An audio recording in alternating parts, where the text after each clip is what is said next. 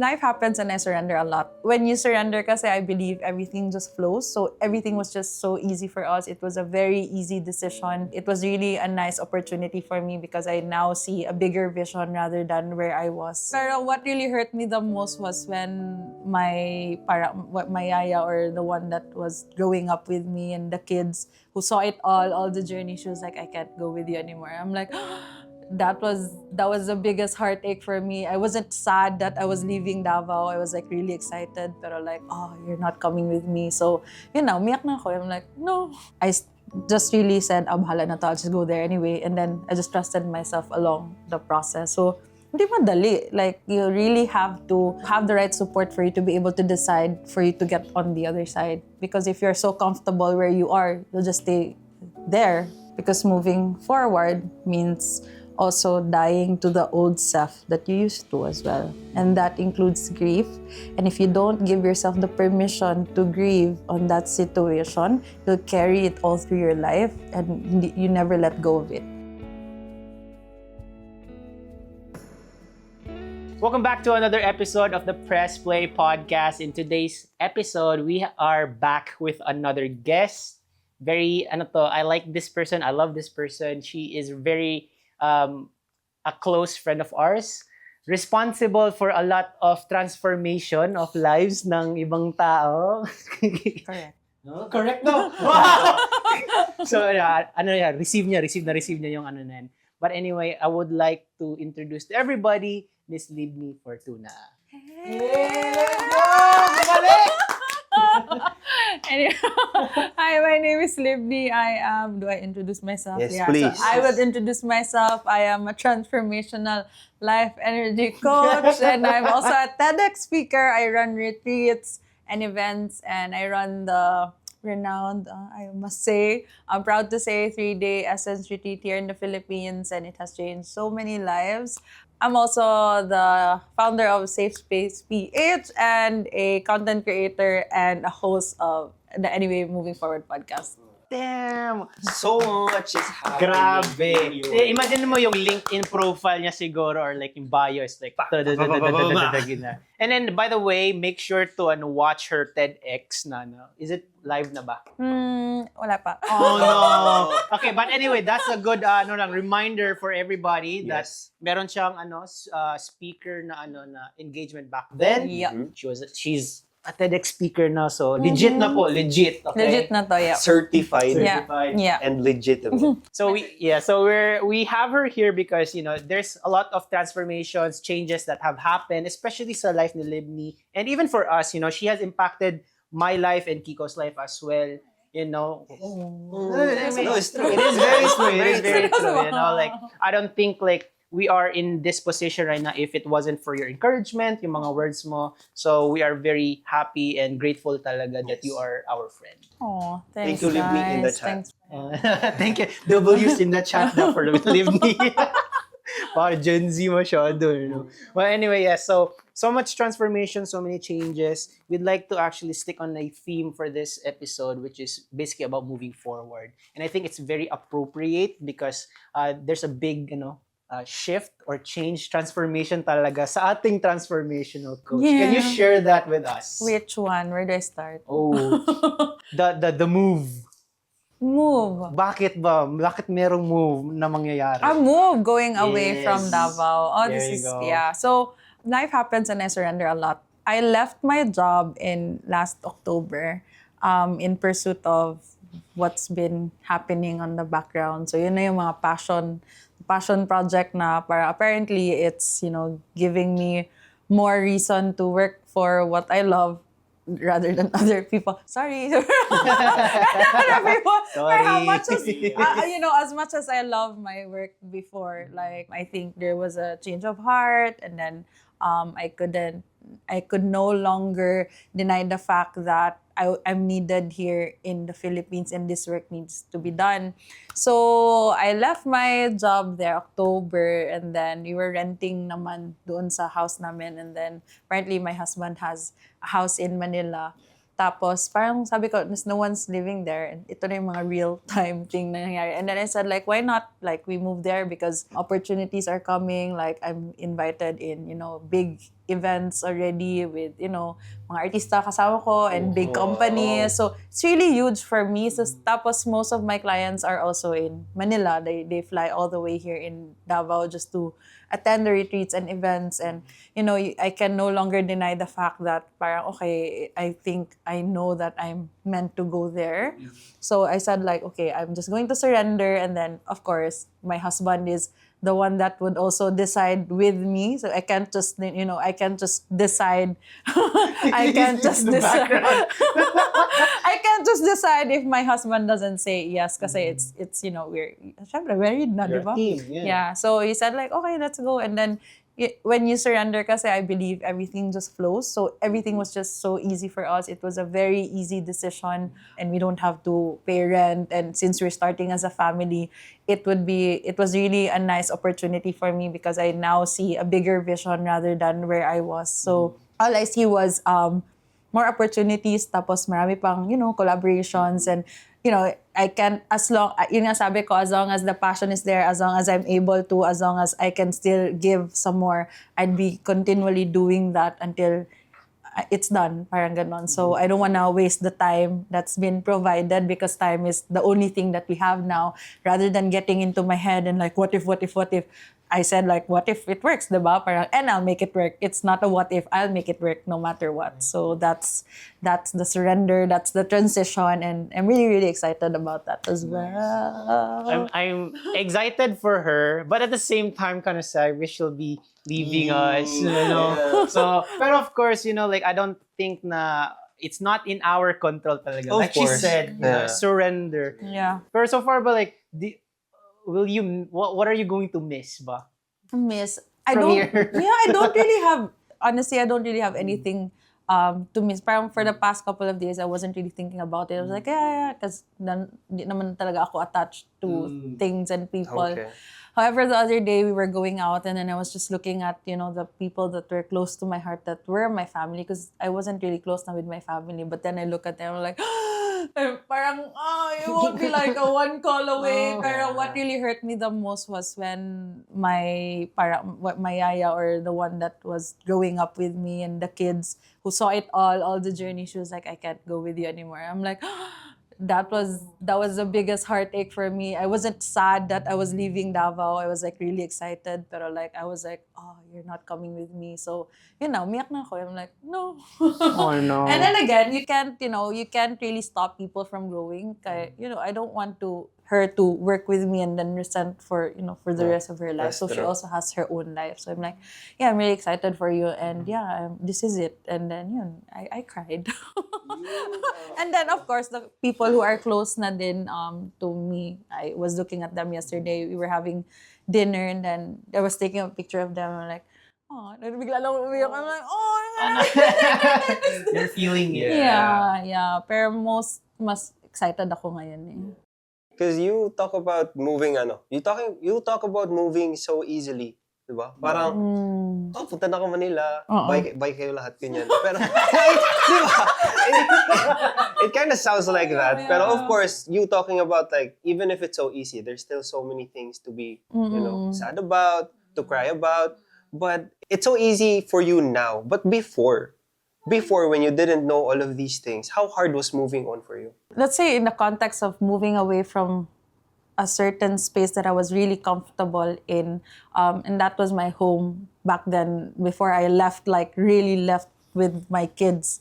It was really hard. Okay, hello, parang all your life you've been programmed to stay like this, and we were really programmed na if we go outside of what's known, diba, ma-fail ka, or all this mindset na it's not gonna work, That was really hard. Pero because of the in-betweens that happened, that I have to decide or else, I'll stay here. And then parang I started to have resentment, nagalit na ako.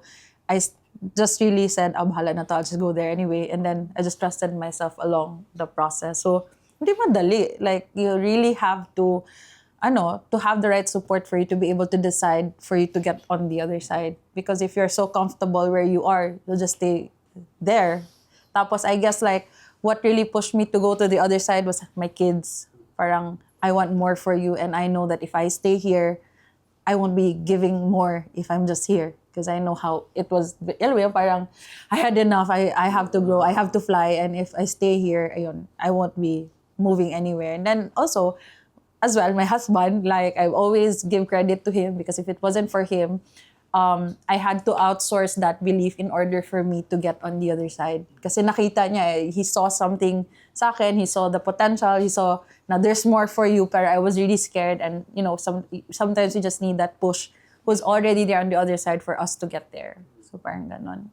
Amazing. Yeah. Very big factor sa kanya si husband. Yeah, I really... Walang shoutout yan. Shout out mo siya, shout out mo. Yeah, my husband's there. Hello. Yeah, and I believe that it's important for you to choose who you're gonna marry or the partner that you have kasi it would really help you in propelling ba sa growth mo towards where you are going. So if your husband or your partner isn't as growth-minded as you are, and then alam mo yun, you're flying and then dito siya to that level, and if they're not gonna catch up, madamay ka because you can't decide on things if there's an emotional attachment with who you're. That's So it's true. very important to choose your husband, your Yes. partner. Hindi lang yan siya ng, okay, in love ako sa'yo. Ako'y pag-ibig mo. Ay, grabe na eh. So, like seriously, you have to really be careful and to be really make sure that in the relationship you're growing. So that's what I felt with my husband. Maraming husband raw, uy. Husband. The husband, yeah. Everybody's just like smiling here. Parang grabe yung eh. Grabe yung energy. I know, but that's a very good point talaga na like there will be people out there who are really willing to support you, especially when you have the vision set talaga, right? Yeah, and they're a rare find. Like, they are gems. So if you find them, like, really treasure them. Yeah, because you can't, when you have that person who believes in you when you can't, just stay with that person because there are times when things go shitty and, the world goes crazy. Pero this person who has saw nakita niya na yung vision, he'll always believe in you, and when you can't, you'll learn to trust because he trusts in you. So, yeah, you have to have that solid talaga na, yeah, I saw that, so come here. So mutual dapat talaga. Yeah. Will there ever be a time, for example, right? I'm more so playing on a hypothetical, right? Na this person may have like helped you in the past, and then until now, they've been very supportive and all that stuff. Will there be ever an occasion that you'll have to let go of that person? Always. Like, it's seasons in life. That's why I only have 3 friends in my life I have 3 people that are very important to me, my husband and my, like 2 best friends who never left, diba? And masakit siya because people come into our lives at the right time when we need them. And if tapos na yung chapter, it's done because we all have our different path. And it's so nice when you find the people who are on the same path as you are. So when you grow and you continually grow and you keep going out of the unknown, you'll keep purging people, and that's normal. Like, you're not for everyone. Everybody goes on their journey. And it's pretty normal when you lose people, but it's not like, it should be forever, the 2 of us. When you grow, it's like we all have our different priorities. We all have our different, journeys to take. So it's pretty normal. Yun nga lang, not everybody can take when people leave because we've been programmed na, dapat forever tayo friends, parang ganon. Pero, Sakit. Yeah, masakit. Which is normal. Pero mas masakit siya if you stay in the relationship because it's no longer working. Yeah, so it's just really letting go. I'm curious though, where is it easier to move on or move out from? Is it because of people supporting you to go through, or is it because of the people that are maybe hurt you or are bad at you? Like, what is a bigger push for you? If it's the negativity or the positivity that's around you? Depending. Both are needed in certain times in your life. But it would be nice that both are existing.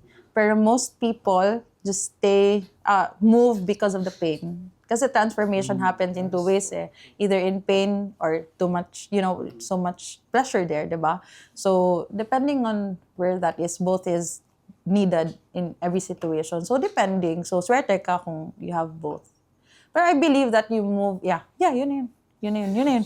Nagdagdag pa sana ko, pero yun na yun. Pero yun na yun. Yeah, I agree na parang yung there's pain and pleasure that you're actually moving away from So, yeah, because like, if we even tie it to our lives, diba, a lot of our transformation moving forward is really just moving away from something. From something that's been stopping you from going there. Correct. Going past where you're Not from. knowing the thing that we're actually moving away from is still there, attached pa rin sa atin where we're actually moving forward because we weren't able to let go. Yeah, it needs process. You need to process. It's not them, but the energetic connection between that to where you are. Yeah. I love the yung mga insights at in itself, just because like a lot of, let's just say sa mga news right now, right? Let's just say if you're looking at trending na mga topics today, there's so many mga away, sobrang raming mga sagutan just because of simple petty things, right? There's like road rage stuff, yung mga politics. Like, it doesn't really make sense. Even for me, like, why do you have to escalate things further? Right? So sa tingin mo, like if you were in those types of situation, what kind of advice could you give to other people who are in those situations Or na, stuck there. yeah, who are stuck there still? Rage. Yeah. That's self-work. Like, everybody's just reacting because everybody's in survival because not everybody knows how to get out from there. Ever since we were young, school was already there. We were taught to be the best. We were always taught to survive. So going out of school, it's like, oh, I have to survive. I have to fight for, being the top class, top in this, top in that. So I guess, like, unless you're aware of where you are and you decide that you no longer want to be there, if wala kang gagawin, you'll stay there. But if you decide that, no, this isn't the life that I really want, I'm ready to move forward, that's when the transformation happens. And I can't decide for you. You have to decide for you. And most often, people decide when the situation is too painful na. And that's the thing. It's because, it's an unconscious behavior wherein sobrang daming stubborn lang. And, not everybody has the opportunity to have people who actually, believes in them and, supports them kasi nga of the limited resources. So, ayun. So, yeah, I really suggest that if you're in that situation where you feel stuck or ayaw mo na, you have to decide and to make sure that you're gonna take the action towards getting there and grab all the opportunity that is out there for you to move your life needle from here to the other side. Instead of being reactionary, be intentional. Yeah, be more responsive, being more aware kung saan ka, and if this is something that you want or don't want, you decide. And if this is something na okay lang sa'yo, then stay there. But if it's not okay, you have to decide na this ends na, I don't want this anymore, alis na ako dito, and then you take the action. Because that's how it changes. Or if you don't decide, life will decide for you. And it's really painful. Yun. And that's what happened to me with me having, I was a single mother back then. I already know that I shouldn't be doing this, I shouldn't do that. I was so stubborn. And because I was so stubborn, life has to decide for me. And though everything is needed because it's the contrast, it's the duality of life, it's all part of the process. And I wouldn't be here if it wasn't for that. I'm so amazed lang kasi like she really knows how to articulate those things. Yeah. Like sometimes it's so hard to even understand those concepts, di ba na? It's hard to grasp. Yeah, it's hard to grasp and It's hard. But she makes it sound so it makes it sound so flawless easy and and flawless. easy. Oh, kasi I was there, like, I don't get what you're saying. What energy? What? And then I said, diba? like, okay, I'll make you understand how it is. Like, kasi that's how I wanted to understand it way back when I was like, what? I don't get it. Yeah. And it takes skills. It took me years to master this as well. So, yun. And I think it's a gift then that, I get to share with everyone too. So, thanks, guys. Thanks, guys. Words of affirmation. I receive. I receive.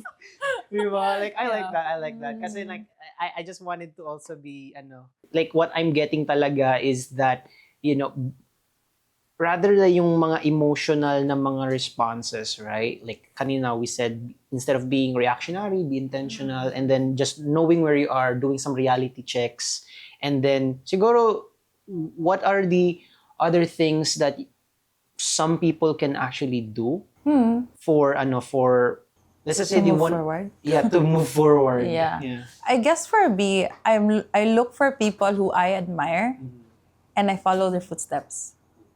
Because the blueprint is already there. And for me, I read the books, anong ginawa niya? And then I absorb what their thoughts are through the podcast. Way back when I didn't have the money yet. And then I would, with the money that I had, like if I didn't have the money, I would reach out to a mentor because, they have money. since I didn't have that back then, I would exchange my time because that was my conversion of money. Like that was all I had. So I look for people that can support me. I ask for help, and I know it takes a lot of humility to ask for help. However, when you're at the rock bottom, wala ka na ibang kalaban kundi sarili mo. Like the only person that can destroy you on the rock bottom is you. So, and not a lot of people are parang, I'm here in the rock bottom, are, open enough and honest enough to admit to themselves that they're there. So unless you're honest with yourself and where you are, you'll stay where you are. And if you need support, if you wanted to grow, you reach out to the people who already made it there. Because they already know the way and they have so much evidence that they've already stacked. So when you're out of parang, I don't believe in myself, like, huy, dito nga ako, diba? So they become now the permission pieces and you get to outsource that belief from them because you also feel them. Like, huy, come here. You got this. I've already, you got this. And iba yung belief ng people who knows what they're talking about, who knows what they want, and who already has so much evidences for you to get on the other side. And that's what you lack. And when you're just starting out, you just outsource that belief from that person until you have it yourself. And that's what coaches and mentors and those things are for, So yeah, on those resources, yeah. It's starting to click to me. Like the more I actually talk to you, Lib, like before, like, we usually talk in coffee shops and then we're just catching banter up. lang, yeah. And then after that, when she talked to me about yung mga energies back then, and then even like yung parang permission piece, I was like, yeah, I get that. Parang ganun, like, okay. Pero it didn't click. I just said na, I get that. Parang, kumbaga, para lang ma-move forward yung conversation. Talaga? Bastos. Talaga ba? Bastos to, guys. Hindi mo siguro. I think you yeah. got it. Yeah. But in a sense, you understood it but could not put yourself in the position. Kasi like, couldn't receive it yet. Yeah. Like parang binigay na sa'yo yung pagkain pero hindi ka pa ready talaga. Hindi pa ako ready kumain nun eh. Pero the more I'm within your vicinity, na I start to understand why those things are there in the first place and then also how they actually connect to my life rin. So, yun lang yung learnings ko doon is like for example, like you said, outsourcing the belief. What does that mean? Yeah. Di ba? Like, anong outsourcing the belief? Like, I can't outsource. That's my belief. Di ba? Correct. Paano yun? Correct. And then, what I realized from that statement itself is that parang you're taking out the emotion from it kasi, di ba?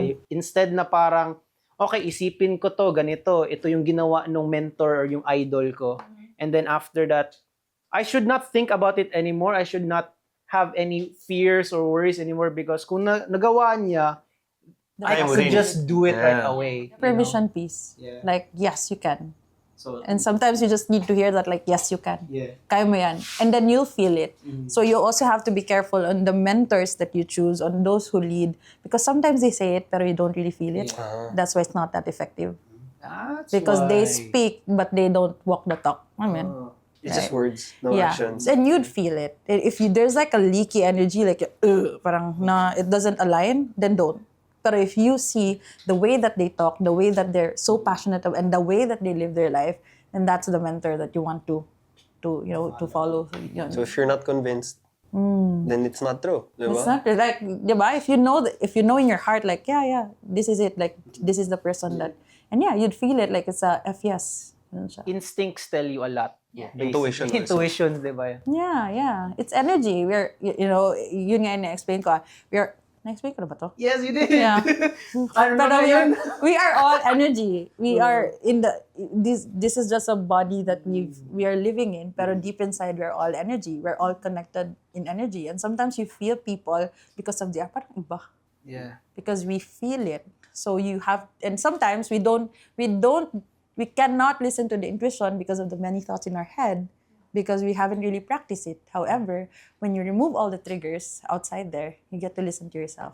That's why old people have so much wisdom, because as they get old, they have lesser triggers. They're less exposed to the people around them and ideas of other people. And now they get to sit with their emotions. They get to listen to themselves, and they get to trust themselves even further. And that's intuition. That's you listening to yourself. So that's why it's very important for everyone to ground ourselves before we start our day, to listen to that voice, rather than phone agad or outsource that belief from other people. And that's why I don't advise parents to just give iPads right away to their children. Because instead of them relying on their parang resourcefulness, they just outsource na, yun yung Pwede na to, or pwede whatever, na yan. ito. So the creativity is gone. I'm blanking out already. Dredd is I'm hungry, realizing. dude. I'm Sorry, guys. Kasi like I'm realizing so many Yan things na talaga. parang nagpa-process yung utak ko. It's like, like bro, like explain things to me like I'm 5 years old, please. Parang ganun. Ganyan talaga pag walang kausap. So, Ay, diba? But hey, that just goes to show na there's so many things to learn talaga. Yeah. And then So yung mga much. learnings namin dito. I mean, like I've already said a lot, especially when it comes to the learnings. Ikaw, Kix, do you have any learnings from what? I guess what I got from that is keep your intentions clear and find a mentor or find a guide. Basically, diba? Guide. Find a guide that you can mirror yourself to, that you want to reach. yeah. But don't put yourselves in their shoes. Diba? Just follow their footsteps. Yeah. Yeah. Just follow the blueprint. It's already there. Kasi iba-iba naman ang execution. Some people give you the strategy, but then, yes, it did work for them, but it didn't work for you. So, fine. Guide lang. Like, parang, okay. And then you change it. Yeah. It's not a one shoe fits all. Ganun siya. And of course, moving on is definitely not easy. It's not easy. Going back Kung to sino man ang mag-move on dyan or magsabi na move forward tayo, guys, and it's so easy for you, you're probably faking yourself. Do you believe that? Diba? Hindi, naka-move on na ako. One day pa lang, may nangyari, ganito, ganyan. Trust yourself, trust your emotions, because you're probably like denying everything. And it's toxic. Tama ba? It's toxic. Yeah. And it's gonna be so much healthier if you just accept to yourself that, yeah, this is happening. This is Yeah. shitty. Tama. Yeah, and just honoring the emotions that comes with the grief of the death of a certain experience.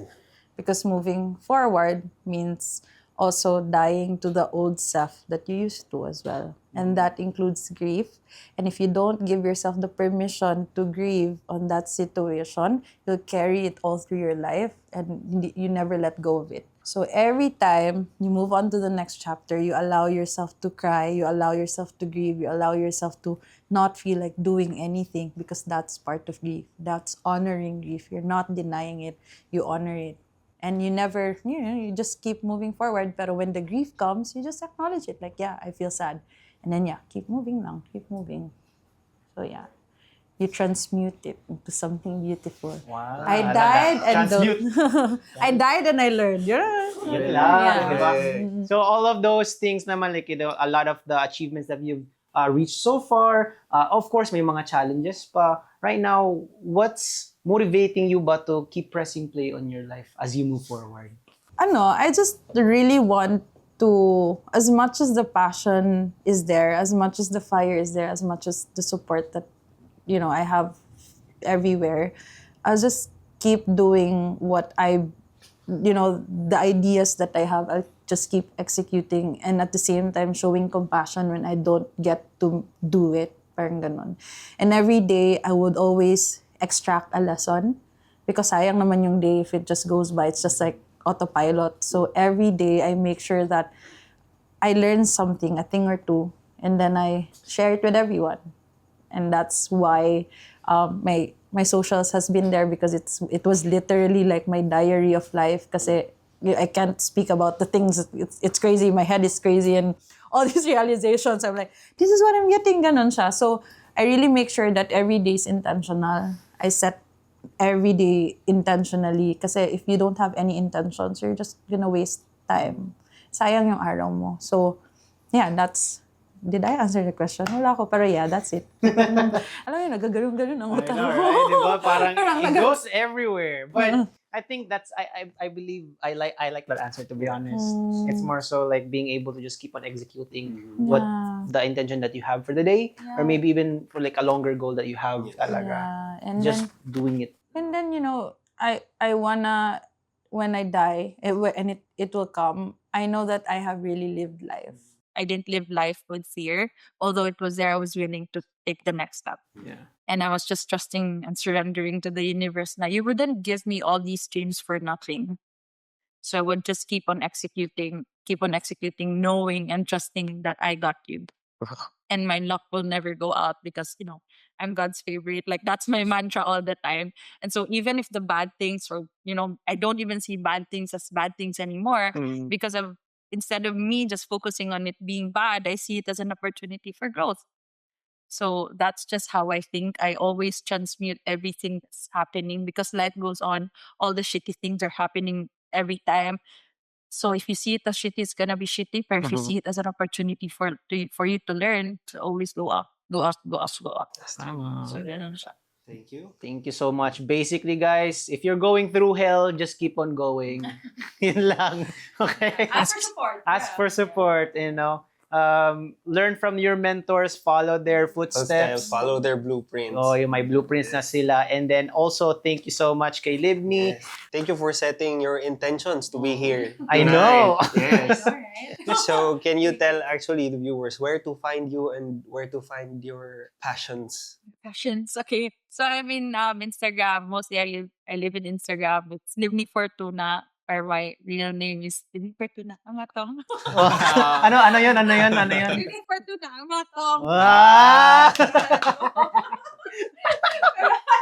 I'm in Instagram, Libni Instagram, Libni Fortuna, TikTok, it's Libni Fortuna. And then my podcast is Anyway Movies Forward. My retreats is Essence Retreat. We run it in a year. Twice or thrice a year. Ganun Okay. siya. So yeah, that's where you can find. Awesome. Thank you so much. And guys, if you have any questions, if you have any thoughts about our topic today, leave a comment in the comment section below. Subscribe kayo sa lahat ng mga platforms namin dito sa Facebook, YouTube, and even sa socials namin like on Instagram or TikTok. Yes, we do have a TikTok. We pero, Yes, we do. We do! We do! Pero wala masyadong buhayin natin. But anyway, we are very grateful for everybody who has supported us so far. And till next time, keep on pressing play.